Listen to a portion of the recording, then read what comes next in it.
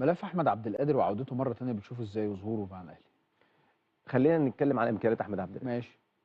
مفيش كلام فيها. ماشي. تمام.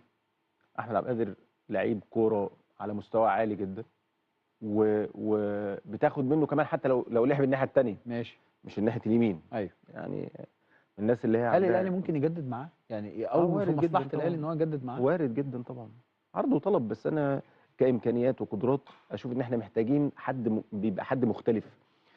المباريات اللي هي بتبقى في ملعب صغير كمان، تمام، بتبقى عايزه واحد عنده واحد ضد واحد طب بشكل ما هي دي حلو. بتاعت عبد القادر.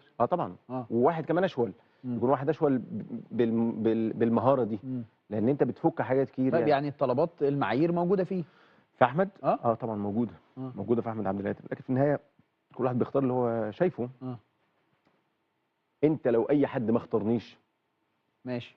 انا ما بيبقاش عندي مشكله، خلي بالك. ايوه. انا مشكلتي في وجود البديل. اه فاهمني يا ابراهيم؟ اه في البديل ده موجود خلاص، الناس نسيت الراجل ده. ماشي. يعني انت دايما ما في الاهلي بتعظم النجوم اللي عملوا مواقف للنادي وكل حاجه، لكن في النهايه النادي ما بيقفلش اللي بعده على طول، لان ده بيبقى شغل اداره. ابراهيم مشي فجاء سيد، خلاص ما فيش مشكله. ابراهيم ادى الواجب اللي عليه وتمام التمام، واعتزل او بطل او راح النادي يختار حاجه ثانيه براحته. لكن انا كاداره بقى بوجد اللي بديل ده على طول، فما فيش مشكله، فالنادي بيمشي يعني. طيب الجزئيه بقى الثانيه، احنا بنتكلم على عبد القادر وبنتكلم على اللعيبه اللي من الممكن ان هي يتجدد لها. ديانج، هل بتشوف انه ممكن يكون اثر عليه شويه موضوع ان هو ما تجددلوش ولا لا؟ لا هو عنده، خاصه ان هو اللي عنده عروض، يعني هو اللي عمال بيطول الامد شويه. هو ممكن يكون برضو عنده كاس افريقيه، خلي بالك. مهم، ممكن تبقى محطوطه في الحسبان ان هو ممكن يبقى عايز يشوف بعد كاس حاجه الافريقيه ثانيه تجيله بتاع ممكن. مش عارف ايه. ممكن. انا ما بزعلش من ده، خلي بالك خالص والله. طالما انت عندك التحضير دايما مفيش مشكله. ايوه بالعكس، بس ده بيبقى رهان كمان يا ابراهيم. ايوه بس في جزئيه الاهلي افتقد فيها للتحضير. خرجت وسام ابو علي ما كانش في ظهرها حد تاني بنفس القيمه. ما هو برضه وسام ابو علي، لو رجعنا بس بالزمن شويه، هي وسام ابو علي هو جه في بدايه الموسم اصلا، يعني هو جه في كاس العالم للانديه. المفروض ان احنا كان يبقى بدانا موسم يعني. هو مستواه في كاس العالم للانديه ورغبته وخلاص. تمام.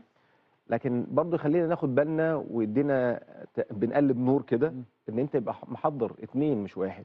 اثنين، مش ما بتكلمش على اللعيب والمدرب. المدرب لازم يبقى عندي 3 4 5 انا محضرهم كمان. محضر مدربين للمستقبل. صح. ايه اللي ممكن يحصل يعني؟ مين اللي شبه الاهلي؟